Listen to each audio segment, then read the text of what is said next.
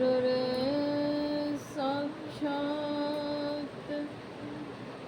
परब्रह्म तस्मै श्री गुरवे नमः।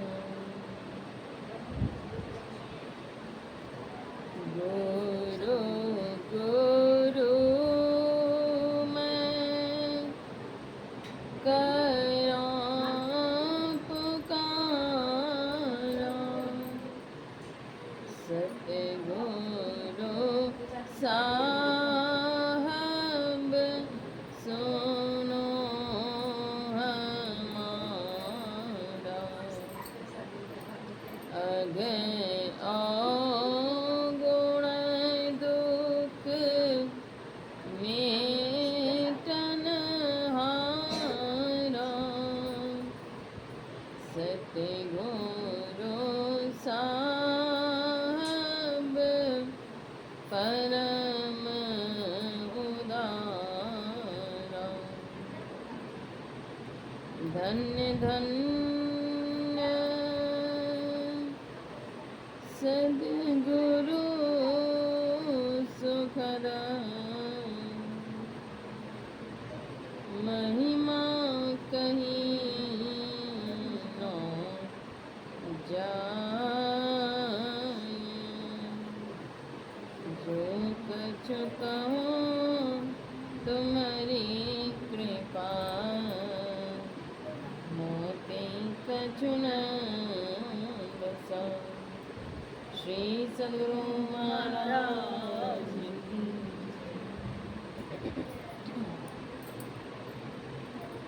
त्रैलोक पावन विश्व वंदनीय सतत स्मरणीय परमाराध्य श्री सद्गुरु महाराज के पावन युगल चरणों में शतकोटि गुरुदेव महर्षि संत परमहंस महाराज के पावन युगल चरणों में शतकोटि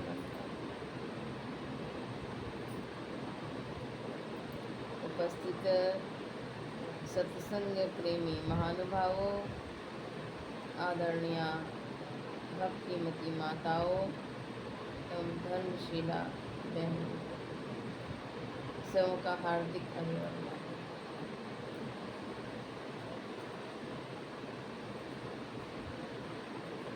भारत आस्तिक देश है। यहाँ के लोग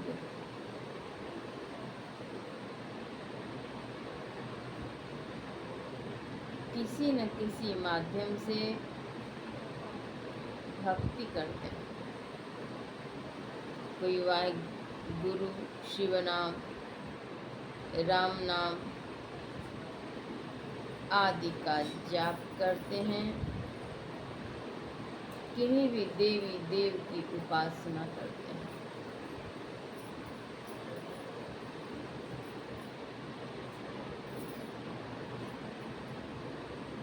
उपासना में भी अंतर है। अगर कोई विधि जानकर क्रिया करते हैं तो उन्हें विशेष लाभ होता है। भक्ति की विधि अगर जाने तो विशेष लाभ होता है, जान करके करने से।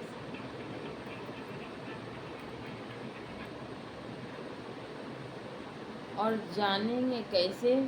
तो जानना होता है सत्संग के माध्यम से। जाने बिनु न होई परतीति, बिनु परतीति होई नहीं प्रीति। जब तक जानेंगे नहीं तो प्रीति होगी नहीं, प्रीति नहीं होगी तो भक्ति नहीं होगी। प्रीति बिना नहीं भगति दृढ़ाई। जब तक प्रीति नहीं होगी तब तक भक्ति नहीं।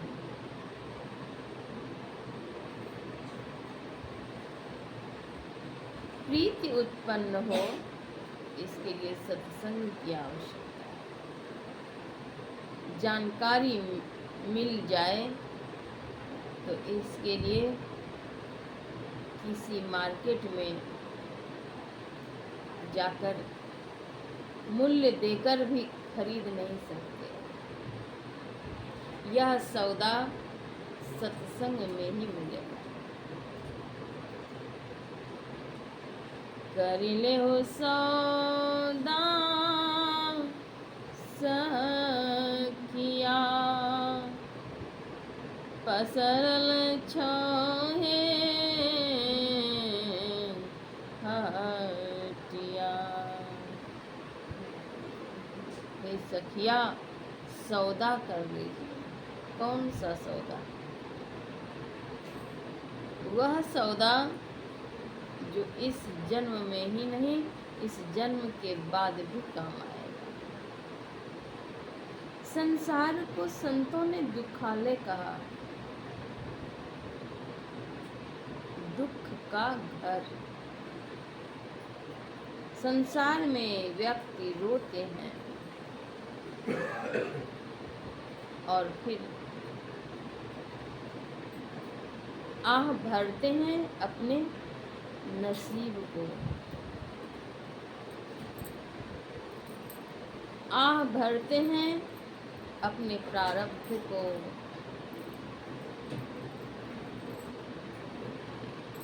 रामचरितमानस के अंतर्गत आया, काल नहीं कर्म ही ईश्वर ही मिथ्या दोष लगा। व्यर्थ में ही दोष लगा। क्या करें, नसीब में ही नहीं लिखा हुआ। ईश्वर की कृपा के बिना एक पत्ता भी हिलता है क्या?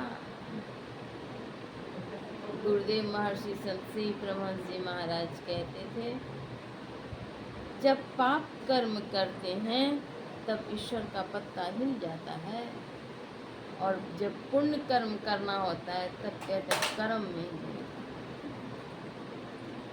ये व्यर्थ का दोष काल, कर्म और ईश्वर को, इससे हानि छोड़कर लाभ नहीं है। जो व्यर्थ में ही दोषारोपण करते हैं, माता पिता और गुरु के प्रति जो दोष मढ़ते हैं, रचते हैं, वे मानो पाप को बटोरते हैं और वह पाप उन्हें हानि कर।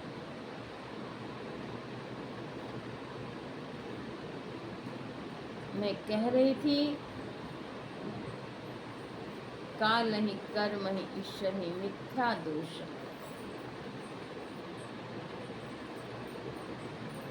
ईश्वर के प्रति आस्था होनी चाहिए। सद्गुरु महर्षि में ही परमहंस जी महाराज कहते हैं, आगे बढ़ जाइए। सद्गुरु महर्षि में ही परमहंस जी महाराज कहते हैं, नित्य ईश्वर को प्रणाम करो। प्रणाम कैसे करें, इसके लिए भी बतलाते हैं कि किसी भी दिशा में खड़े हो जाओ और ईश्वर को प्रणाम करो, क्योंकि ईश्वर सर्वत्र हैं, उनसे कहीं खाली नहीं है। ईश्वर को प्रणाम करो, उनके प्रति कृतज्ञता के भाव होने चाहिए। हे प्रभु, आपने परम उपकार किया, खाने पीने रहने, तन मन को स्वस्थ रखने के लिए ईश्वर ने सारी व्यवस्था करी। कितने कंद मूल फल उगा दिए,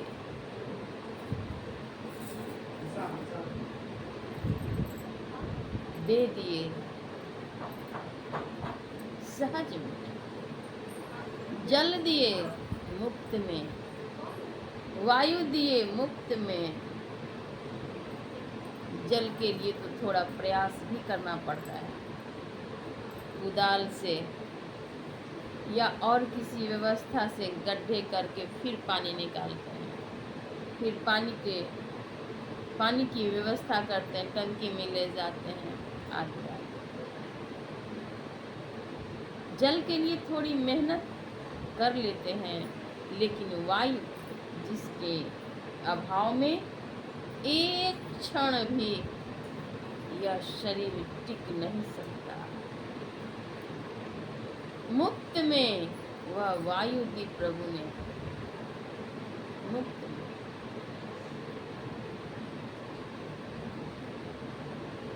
कई जड़ी बूटियां दी मुफ्त में।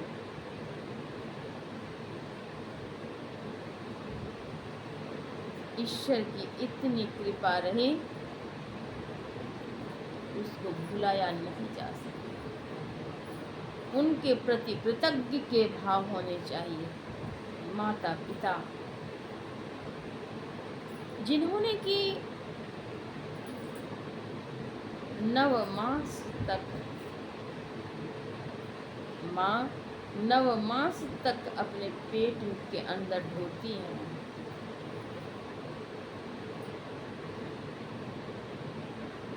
किसी ने कहा था कि कोई व्यक्ति 1 किलो के ईंट, 1 ईंट मात्र पेट पर बांध करके 24 घंटा चल करके दिखला देते। यह संभव नहीं।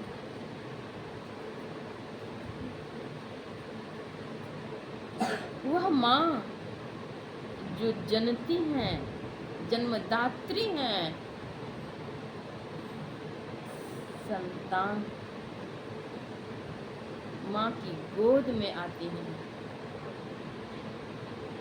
अपने उदर में वह माँ 9 मास तक ढोती है। जन्म के पश्चात कितनी सेवा करती हैं, कितने किलो तेल मालिश कर करके शरीर का पोषण करती हैं, दुग्ध देती हैं। ईश्वर की व्यवस्था है, बच्चे के जन्म से पहले ही उसके आहार की व्यवस्था करते हैं प्रभु।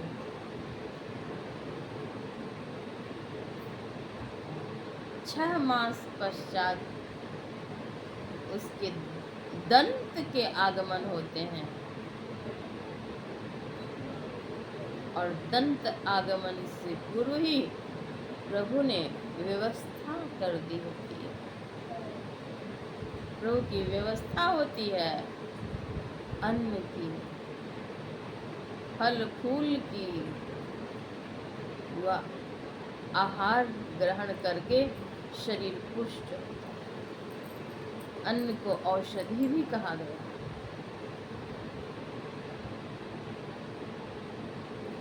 और वही औषधि का सेवन वे जीवन पर्यंत करते हैं।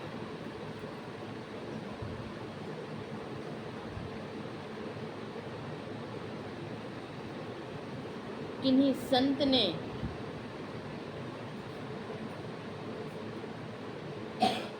हवन अग्नि कही है उदर को,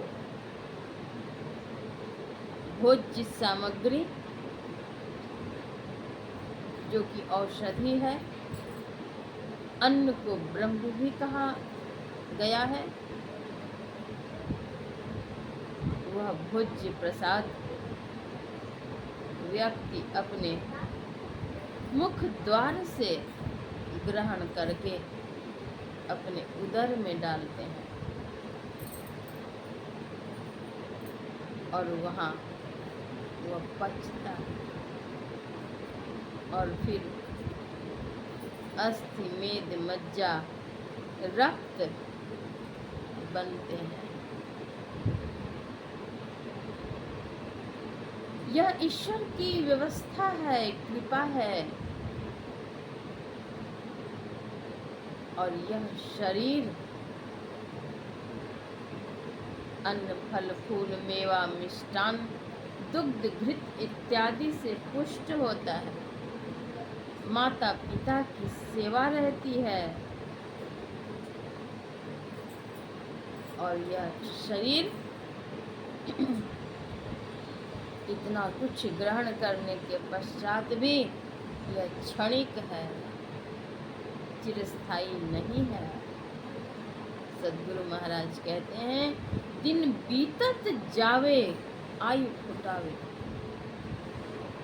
दिन स्नेह स्नेह बीतते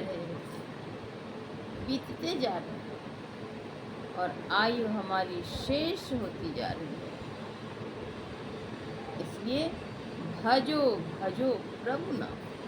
क्या करो? तो प्रभु का नाम भजो। जिनके अनंत उपकार हैं, ईश्वर के अनंत उपकार हैं, माता पिता के उपकार हैं, उनको भुलाया नहीं जा सकता। जो कोई माता पिता और गुरु के साथ ईश्वर के नाम पर अवहेलना करते हैं, उद्दंडता बरतते हैं, वो महापाप के भागी बनते हैं, बहुत हानि में जाएंगे। इसलिए जिनसे उपकृत हैं, एक चुल्लू पानी भी जिनसे प्राप्त है, उनके लिए भी कृतज्ञता के भाव होने चाहिए। ईश्वर के प्रति कृतज्ञता के भाव। अगर ऐसी सद्भावना नहीं रखते हैं तो वे कृतघ्न हैं, नीच हैं, उन्हें आत्महत्या का पाप लगता है। शरीर और संसार नश्वर। संसार को संतों ने दुखों का घर कहा। विद्यालय हो और विद्यालय में विद्या अर्जन की बातें नहीं हो, विद्या अर्जन नहीं कराए जाएं, क्या होगा? उसे विद्यालय नहीं कहेंगे, वह विद्यालय नहीं है। जिस औषधालय में जाएं और वहाँ पर मालूम हो कि यहाँ कभी औषधि थी ही नहीं, क्या उसे औषधालय कह सकेंगे? कदापि। चिकित्सा की जहाँ व्यवस्था नहीं हो तो उसे क्या चिकित्सालय कहेंगे? नहीं कहेंगे। जहाँ भगवत भक्ति की चर्चा नहीं हो,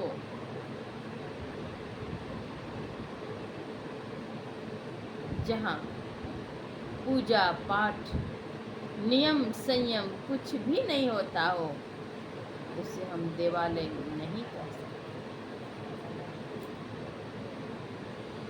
शिव के जहाँ मंदिर नहीं हो,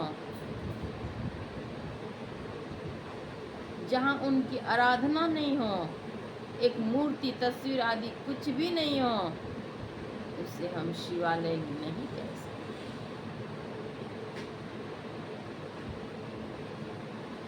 और संसार को संतों ने दुखालय कहा। पुस्तकों का जहाँ ढेर हो,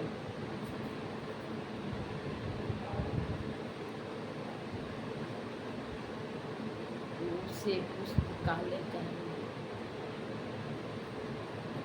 पुस्तक का घर,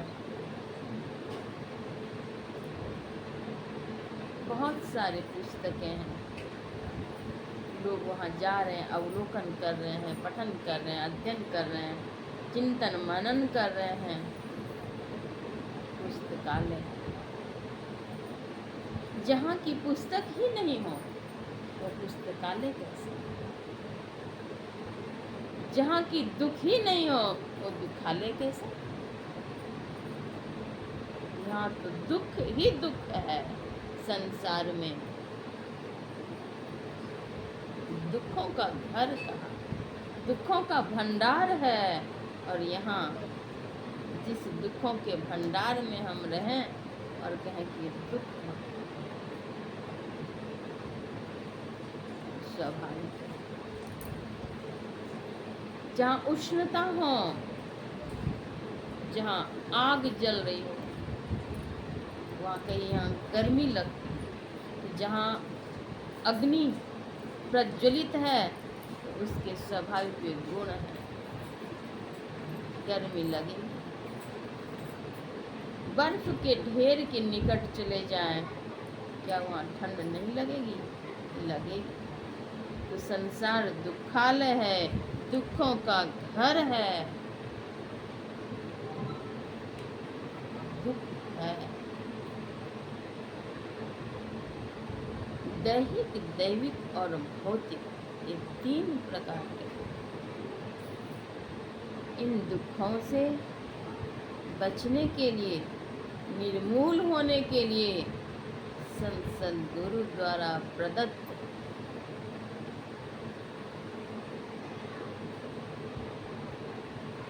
जो दीक्षा है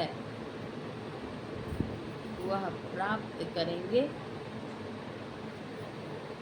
प्राप्त करके साधना करेंगे, तब अपनी चेतना को जगा पाएंगे, प्रभु के दर्शन कर पाएंगे, उन तक पहुंच पाएंगे, दुखों से छुट्टी प्राप्त कर सकते। अन्यथा दुखों से छुट्टी नहीं मिलेगी, दुखों से मुक्ति नहीं मिलेगी, कोई उपाय नहीं।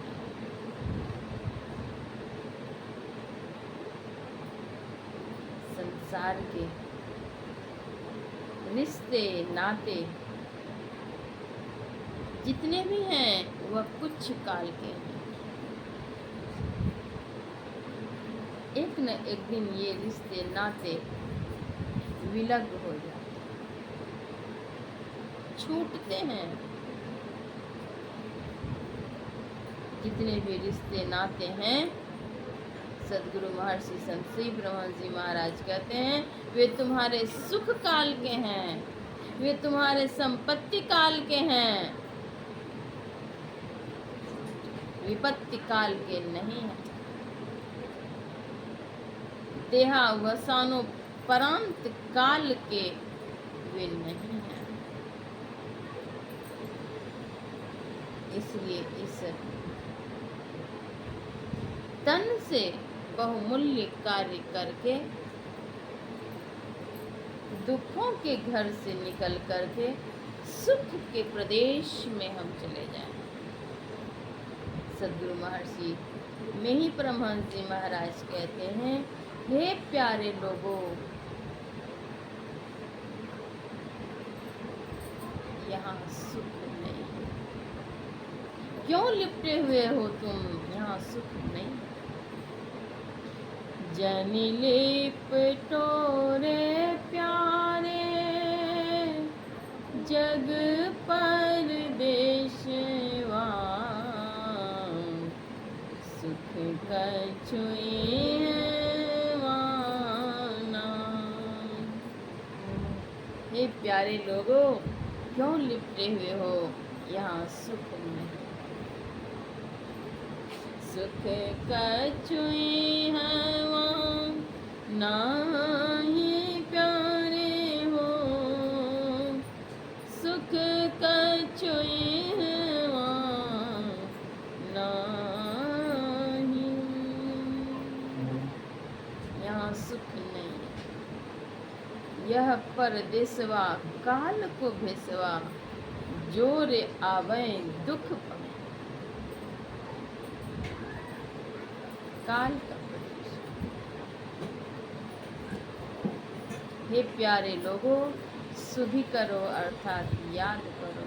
सुधि करो प्यारे हो आपन देश के, जहाँ क्लेश कछु नहीं, जहाँ की कोई क्लेश नहीं है, दुख नहीं। हे प्यारे लोगों, सुधि करो याद करो। संसार का सुख क्षणिक है, राई के समान भी नहीं है, और दुख पहाड़ के समान। इस दुखों से मुक्ति पाने के लिए भक्ति ही एक उपाय है, और वह भक्ति मनुष्य की देह में ही होगी, अन्य देह में नहीं हो सकती।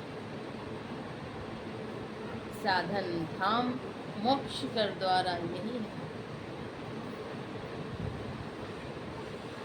इस देह के समान दूसरी देह नहीं है, नर समान नहीं कब न्यू देही।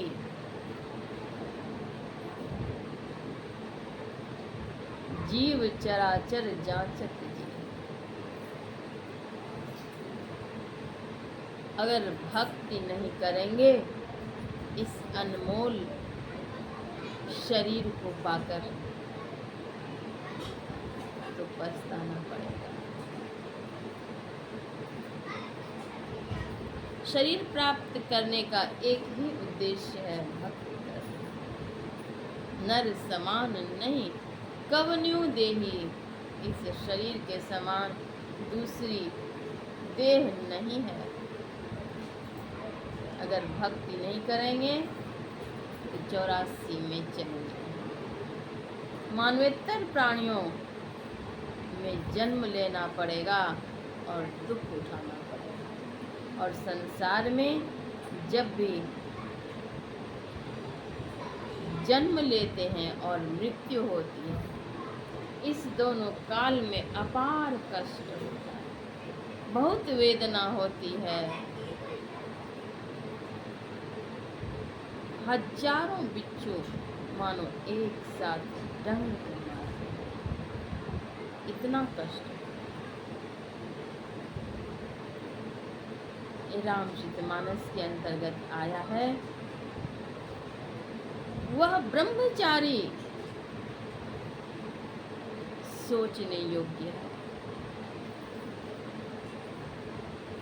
जो गुरु की आज्ञा के अनुकूल नहीं चलते हैं। वह ब्राह्मण सोचने योग्य हैं, जिन्हें की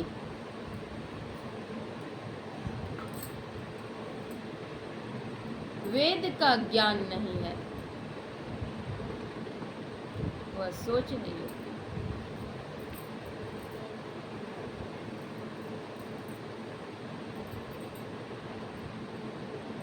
वह धनवान व्यक्ति सोचने योग्य हैं कि धन रहते हुए भी कृपणता अर्थात कंजूसी का परित्याग नहीं किया।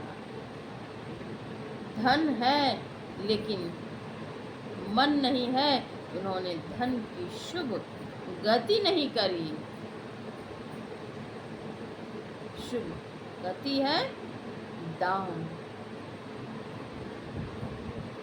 वह सोच नहीं।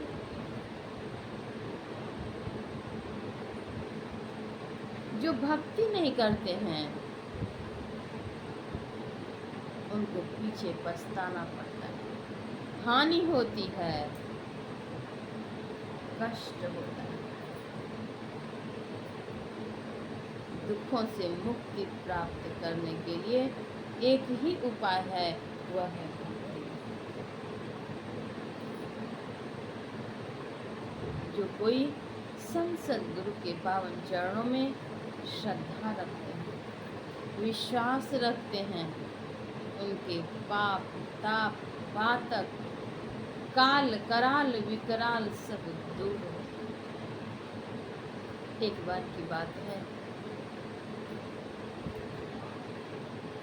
एक श्रद्धालु भक्त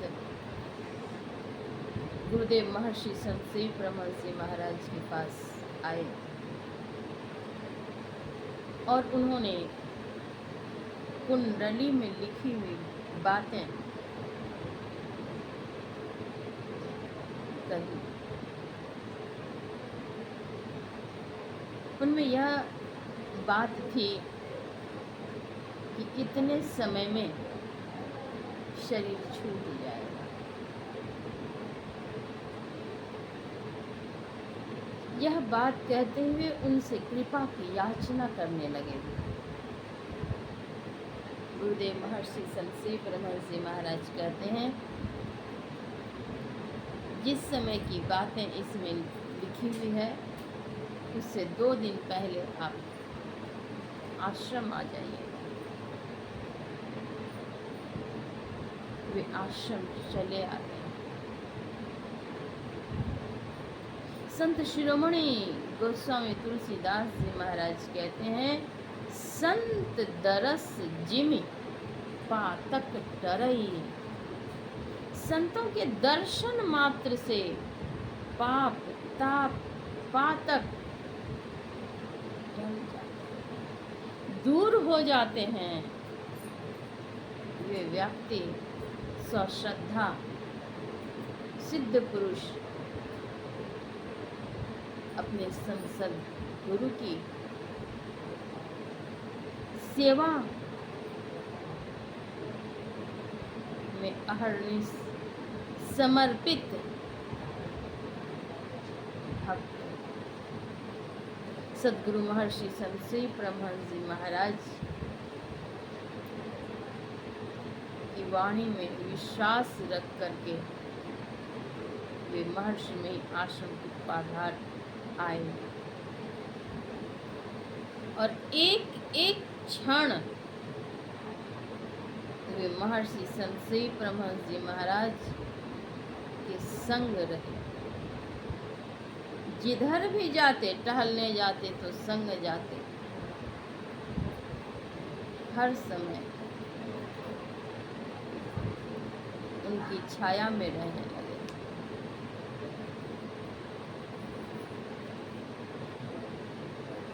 रहते हुए 2 दिन बीत गए।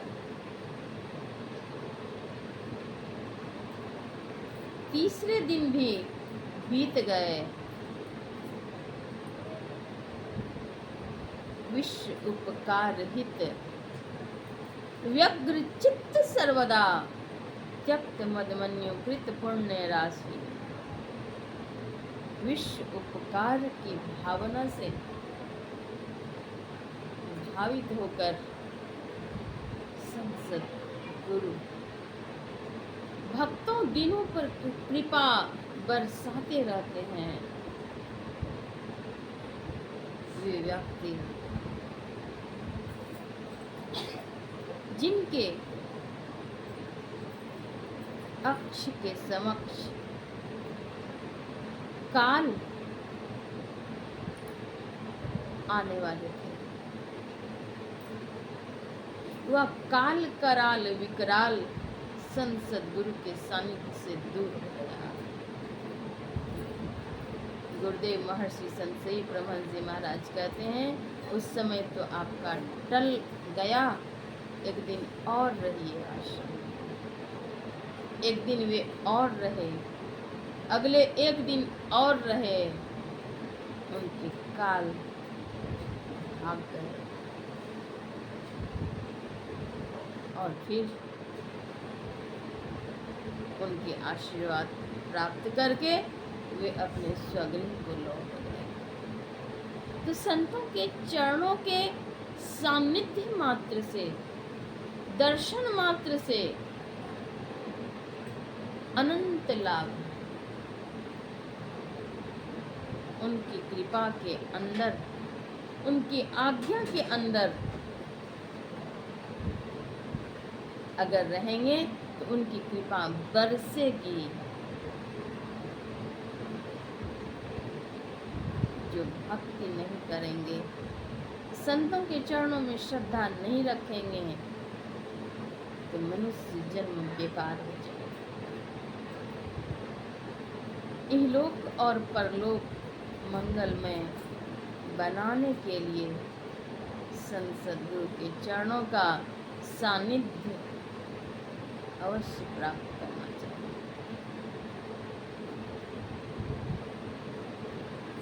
गुरु हरि चरण में प्रीति हो युग काल क्या है। अगर संत सद्गुरु के पावन चरणों में श्रद्धा है, प्रेम है, विश्वास है, तो कोई काल कराल विकराल कुछ भी नहीं कर सकेगा।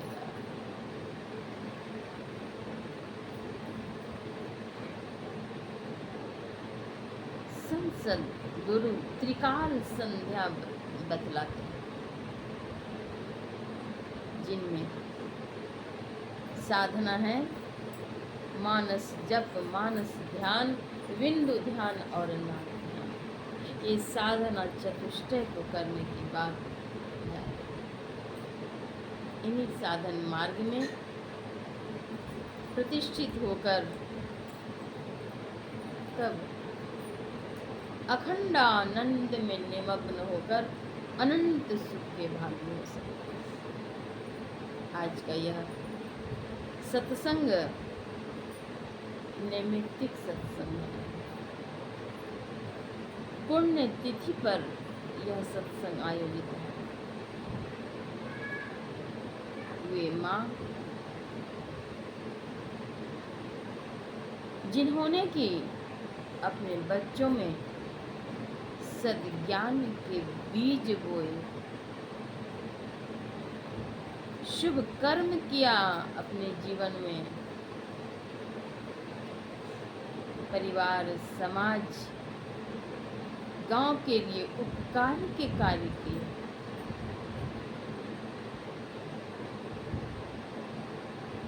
वे माँ हैं अश्मिति शेष मंजू देवी। वे आज संसार में नहीं है, लेकिन उन्होंने जो त्रिरत्न, पुत्री रत्न को समाज में दी, एक सुयोग्य, सभ्य, सुशिक्षित, प्रतिष्ठित नारी बनकर आज विद्यालय को, घर को, परिवार को, समाज को सुशोभित कर उपकार कर रहे हैं। यह माता की देन है, जिनके माता पिता शिशुकाल से भक्ति के संस्कार देते हैं, उनका जीवन निश्चय ही उज्जवल होता है। आज उनकी आत्मा यह सोचकर प्रफुल्ल होगी कि हमारी